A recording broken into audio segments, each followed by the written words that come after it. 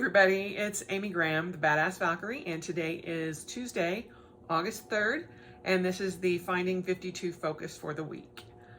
I had my second nerve block yesterday, and it went similarly as the first, and I would probably venture to say it was a little more painful than the first one. I literally broke down crying as there was a certain spot that my doctor inserted the needle. So painful, but it felt better afterwards, obviously. And again, the pain shooting down the side of my leg has gone away. So I did let him know that, and he said that that is a common occurrence. The nerves are causing muscle spasms, and it just gets to a point where it's just knotted. And once you put that lidocaine in and it gives that muscle some relief, it can, help that relax and not be as painful. So there's hope that once I get the ablation done, which I found out this morning will not be done until September 13th, there'll be some relief. So today I feel much better. Little Mr. Tear is taking a nap on the cat tree that's behind the chair, and everybody has kind of shifted.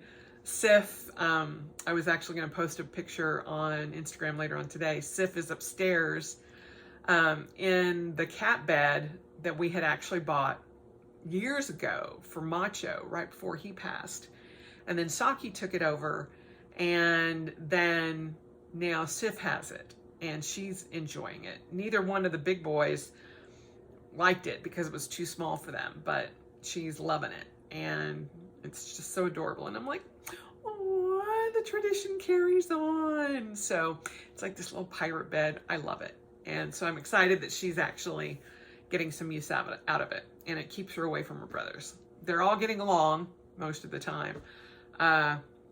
There has not been any, severe dust-ups recently, so they're doing well. The focus for this week is mental health, because I can tell you, having a stressful week last week and a lot of pain, then having Greg's birthday on Friday, having all of my cognitive testing and the MRI done on Saturday, then having the nerve block done on Monday. Yeah, it has taken its toll. And I am still working out how to deal with that. I know that it has kind of been on the forefront of a lot of people's minds because of the Olympics and several athletes, prioritizing their mental health, which I wholeheartedly support. Wherever you stand on that issue, I think it's very important for people to realize that when you're on the world stage, it is not, woohoo, I made it to the Olympics, and, then it's just, easy going. It is not. When I was competing with Team USA for fighting, and that is like 0.00001% of what the Olympic athletes have had to deal with. But when you are competing and you are competing for your country, it is beyond stressful. And you take on everything. And it is so hard to deal with, and they have, the whole press junkets and everything. We barely had anybody knew that we were competing for the U.S., much less having, press junkets or anything like that. But it is still stressful. And I can remember that, to a T. And more power to them for choosing not to put themselves in harm's way and being able to, figure out that, maybe a gold medal is not worth me, injuring myself for the rest of my life.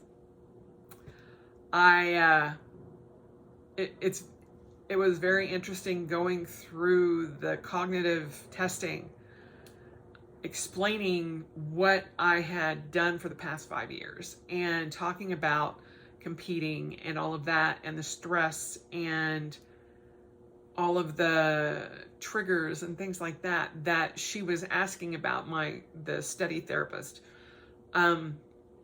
trying to, make sure that I am not off the deep end, with CRT. And, thankfully I've never had any type of suicidal thoughts or anything like that, but explaining to her how my aggression levels rose and still can rise, and how my mental health waxes and wanes when my body's ability to do what I want it to do waxes and wanes. Over the past month, it has been a hard thing to get out every morning and walk or run or do anything like that. And I'll be first to tell you, it's pretty much a walk right now, because my body can't take the running. And, Greg, talks about, well, baby, maybe it's time that you don't do that anymore. And I'm like, not ready. Let's not go there yet. I still have my bike and I have my spin bike and everything. And I'm like, as long as I can do this, I will do this. I may be slow as a damn turtle, but I will get out there and do it. And yet, I also know that I can't keep putting that pressure on my body and then my body failing and my mental health taking that hit as well. I am the type of person that it's all or nothing. Trying to even it out to where it's like, okay, if I can't run, I will walk. If I can't walk, I will ride. I don't know that I'll be able to get miles in if I can't ride, because after that I'm thinking it's just crawl. I don't know. But realizing that it's not all or nothing has gotten me more to this kind of point, both physically and mentally, because it's not just, okay, well, my body can't do this. It's, my body can't do this. I can't force my body to do this anymore. And trust me, I have. Up until now, I have. And it gets harder and harder and harder and harder and harder to keep doing that, to where I know I have to make other plans, other goals, other things. I sat down over the weekend. This was something that I have been putting off, figuring out my mileage. I knew how many miles I'd done, and I knew how many miles I had left. What I didn't know was, okay, can I manage the 1,000 miles this year or not? Because I can tell you, if I can't manage it this year, I'm probably sure as hell not going to manage it next year. I don't foresee that. It's like, Mama, quit talking so loud. But sitting down and going through that exercise of, you have this many miles left, you have this many days left in the year, you have this many weeks. Will it work? Will it not work? Because I can't do more than I'm already doing. Thankfully, it was a good exercise, because if I still maintain 21 miles a week for the next 22 weeks, I got it. If I can't, things might not quite make it. Will I do more than last year? Yes. And that's always plan B. It's like, can I do more than I did last year? Yes. As my husband likes to put it, baby, you're just putting out arbitrary numbers anyway, so what does it matter? It matters. Because to me, it's not arbitrary numbers. I mean, to him, it is. But it's not like, I want to do 1,000 miles this year. No, it's a logical progression for me. And while hindsight is 20/20, and maybe, as I get older, doing more miles might not be the best idea. It is what it is. But I have to have goals to push me forward. I have talked about it many times. When I don't have a streak going, I don't want to get my ass out that door. And it's much easier for me to just go, I'm going to take a break today. I did take a break today. Today is my recovery day. Typically it's Wednesdays, but a block yesterday, still have bruising on my back. Yeah, I'm taking today as my recovery day. I don't know if I actually even told you that last week, but I have incorporated a recovery day into my week so that on Wednesdays, typically, I do not get up and go for my run. I still do everything I can to hit 11,000 steps per day, but I don't get out and do my run. Because I have to give my legs and back time to recover. Today, it got moved to today because I'm like, tomorrow I'm in the office. I will, get up early and go do a morning walk. I can pretty much guarantee until September 13th or there a few days after, I am probably not going to be doing a lot of running. The end of that week, on that Saturday, the week of 13th of September, is my next race. I have a 5K already paid for and scheduled during FanX, and it's the University Alumni 5K. And given how my ablations, the two I've done already, have gone in the past, I should be fine. I should be actually better than fine. And, I will still maintain what I'm doing right now. But if I can't, I can't. It'll be hit and miss as far as how much time I actually spend at FanX that Thursday and Friday. Or Thursday night, Friday, all day Friday and all day Saturday. They don't actually have conventions here on Sundays in Utah. Welcome to Crazy Land. But I'm going to take that entire week off from work and just recuperate. Given how much pain I've been in after my just regular block, and knowing that the ablations, when they actually burn the nerves, hurt, I'm taking the whole week off just to relax and do nothing other than FanX and recover. But I have also decided that I'm breaking my streaks up into 3 per year so that I can do 100 days in a row. Well, and it may not, I don't know how many I'll have next year. I'll have 3 this year with I'll probably restart it on my birthday. But August 1st started my 3rd streak for the year.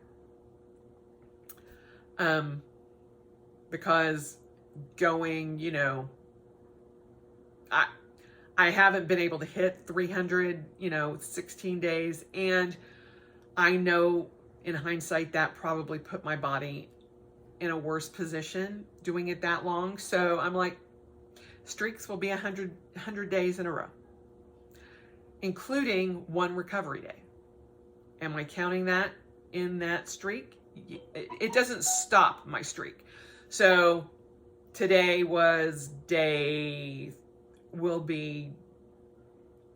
yesterday was day 2 of streak number 3. Tomorrow will be day 3 of my streak. I'm not counting this as a run day, but I'm not starting my streak over, if that makes sense. I go into that long diatribe to say this. I am doing what I can to maintain my mental health and not freak out that my body is not doing what I want it to do, what I know it's capable of, and still giving myself time to recover and still feel like I'm an athlete. So instead of all and nothing, bring this up, bring this down a little bit, even it out. Just like bringing negative to neutral in your self-talk, bringing your expectations down a little bit and bringing it up a little bit where it's not all or nothing, evens it out. And I am perfectly fine with these adjustments that I am doing to continue to be the person that I feel like I am, to maintain my running, maintain my body, maintain my mental health, maintain my physical health. Because there are times that I'll be honest, there are times when I'm like, all I want to do is climb back into that couch with a bottle of Coke and not look back. Even now, I'm just like, the first thing that went off in my head when the doctor pushed that needle in and I screamed and started crying was, I'm getting a Coke! I'm sorry, but that's how it was in my head. I'm like, I'm getting a Coke. I don't care. I'm getting a Coke. By the time I got out of the operating room, I had come to my senses. And Greg's like, where do you want to go? What do you want to do? Is there anything that we can get you that you need? And I'm like, no. Oh, well, although I did say, I want a quesadilla and chicken tortilla soup. So we went and did that. But no Coke was opened or drank or acquired at all. And so I did get an iced tea. So that helped. But that was the first thing in my head was, I'm in pain. I want Coke. And I know it's the little kid in me going, oh, I did this and I want this now. And it's kind of, I equate it with I want my pacifier and my whoopee. Because I don't feel good, and that's what's going to make me feel better. So, I do what I can as far as my mental health. Making the evening out of all and nothing may not work for you. That's what works for me. And instead of giving up on my goals and giving up on my 1,000 miles, I make adjustments because I don't want to give that up. I don't want to give up on all of the work that I have done. And I know that to some of you that may not make sense. It's like, well, you've done the work. Be happy in the fact that you've done the work. It's like, yes, I am happy that I've done the work, but I've also gotten myself to a certain point where I can still do what I can to move forward.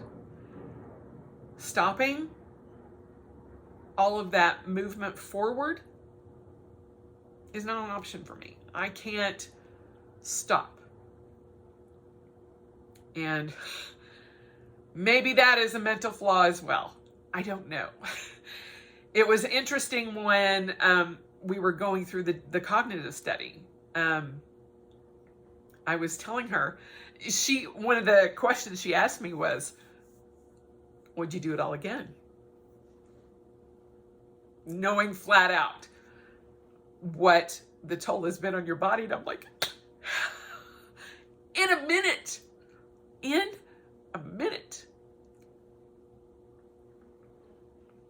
Interestingly enough, she's like, every single person that has gone through this, bar one, I said the same thing. She said every athlete. It was interesting to find out that, sorry guys, mental health, right here. She said that every athlete that has gone through this study has said that, because there's not one that is still doing what they're doing. They've gotten to the point where they've had to quit. And I'm like, still the hardest thing I ever had to do. Still. Glad I did it. Know that I had to do it. Hate it that I had to do it. Obviously. Still some things I got to get through. But I'm figuring out ways that I can.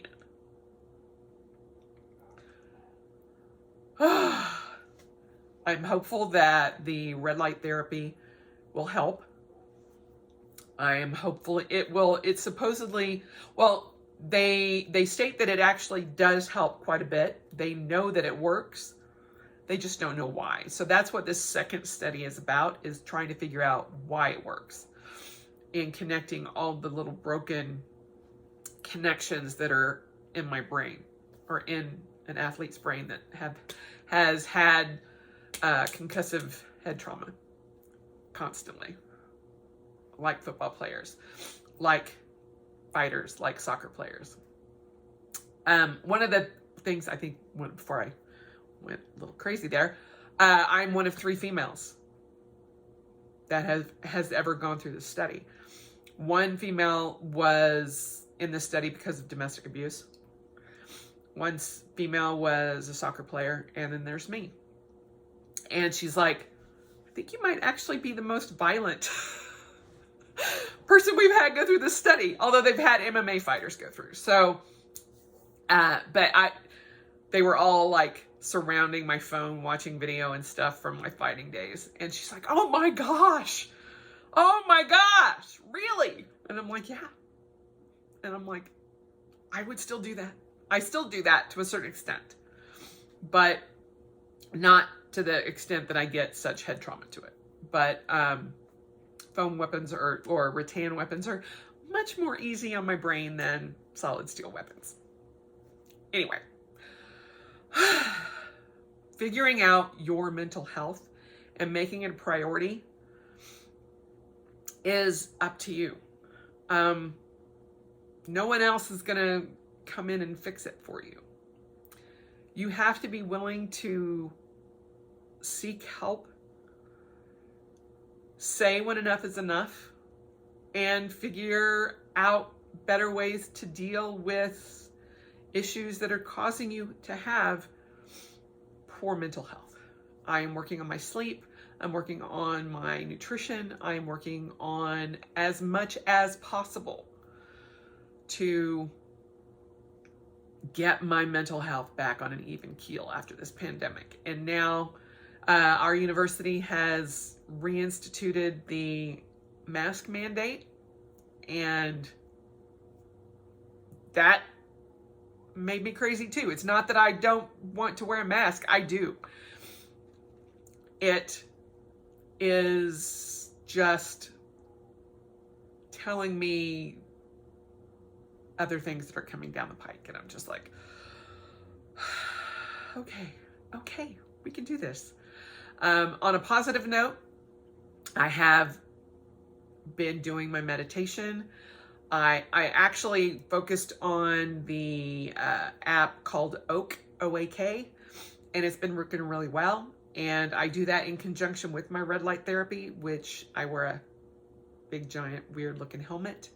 And then I have a light node up my nose. So there's that. So anyway, mental health. Figure out where you're at and kind of see what you can do to find ways to cope.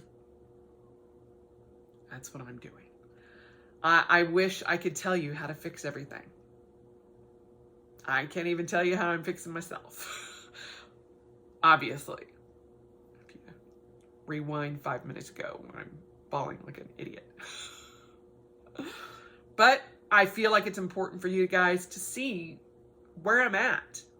Even when I love my life, I love everything that's happening. I love that I'm getting things fixed, but there's still issues and I still have to work on those. So that's where we're at. The focus for this week is focusing on your mental health, however that looks for you, because blanket mental health fixes is not going to be something that any of us can work. I hope you guys have a great day, and I will talk to you soon, hopefully in a calmer frame of mind. Bye.